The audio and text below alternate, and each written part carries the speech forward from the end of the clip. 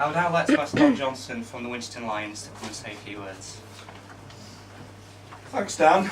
I'm going to keep it quite brief because Dan is just like any other youngster. He's just an ordinary kid, but what he's achieved is absolutely amazing. And there's all credit due to Dan and his friends for setting about raising money for leukaemia research, although it was in very tragic circumstances. And in fact, another lad that they're helping at the moment has been found to have the disease, is at the moment not too bad, but he's starting his next treatment later this month, isn't he? So we'll wish him well. So what Dan's doing is something that, put it into perspective, Winchton Lions raise about £15,000 a year. That's 40 adults doing this, whereas Dan and 3 youngsters at 16-year-old raised 10,000 in 3 months, which is an absolutely awe-inspiring achievement. So good luck to you with your new venture, Dan, and carrying on this good work. I think you and what you've achieved is absolutely fantastic. It's something that most adults would be proud of achieving, never mind youngsters. Like you mentioned, he was put forward to the Young Ambassador scheme. He took the local area and then went to Nottingham month before last, and won that competition, which has put him forward to the All British final.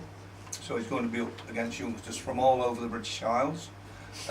If he wins that next month at Dudley, he goes forward to the European Championship. So there's a lot more to do. Should he win the British finals, he gets another bursary of £1,000 from Lions International. So there's a lot to go for. He also mentioned that he'd won the Young Leaders in Society award for the Lions. This is again an international award that the Lions give. His facts were sent off along with Rachel and Lewis's to America. They had to do 100 hours work. They did 300 hours, so rather than give them the gold, they should have got a platinum award. Never mind the gold, but the gold's the highest award that they can achieve. Again, well done on achieving that. So really, I'm in awe of what they're achieving. It's fantastic that youngsters, especially nowadays when a small minority tend to get the headlines for all the wrong reasons, that we have youngsters in our communities that are raising money like this, doing good work, and we're all very proud of them. Well done, Dan. Thank you.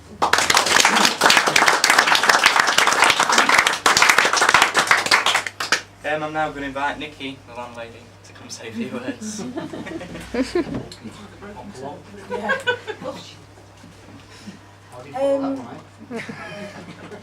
Yeah, just really to reiterate what Don just said, we're really, really proud, pleased to have it here, to have it launched here.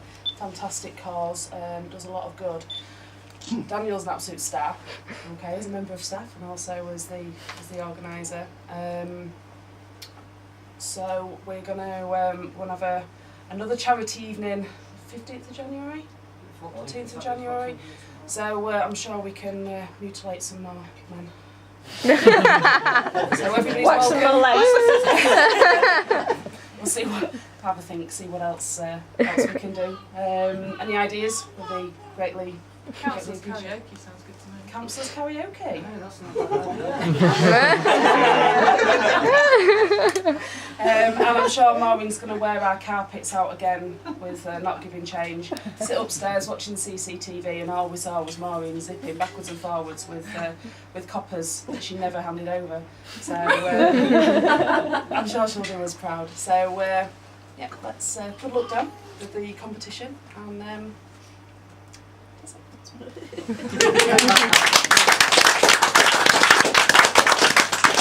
And finally, there's Francesca who'd like to say a few words as well.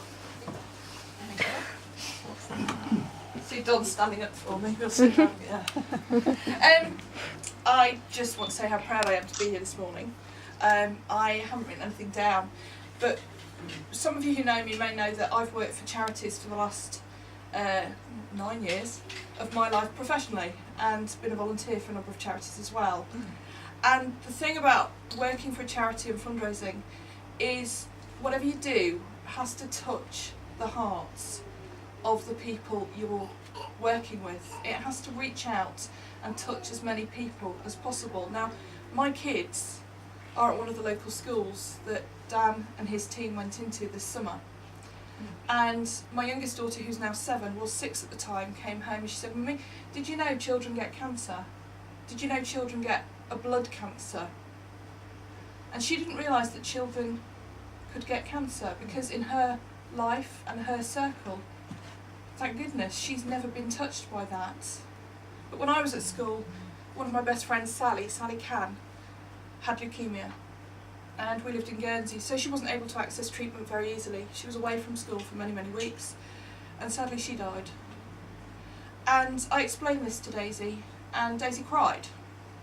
But then Daisy got off her backside, and all she could talk about was Dan and the kids that were coming in to do the big cup count up and the lymphoma and leukaemia research, and she couldn't pronounce it properly, but she was motivated, and that's what we've all been by these guys.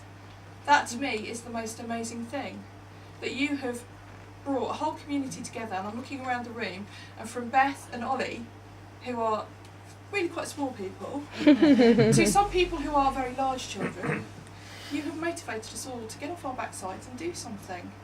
And you've done it by example, through hard graft, and by reminding us that this is for young people like these guys who otherwise wouldn't have a chance.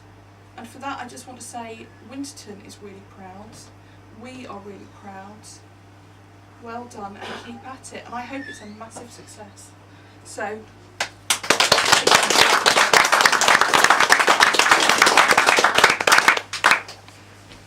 Well, I'd like to end just by thanking you all for coming to the launch today. There's going to be some hot drinks and biscuits available if you'd like to take a drink.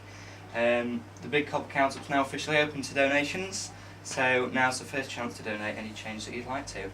The Copper Count-Up's staying here at the Butcher's Arms for its first month, and then we'll move on to its next location.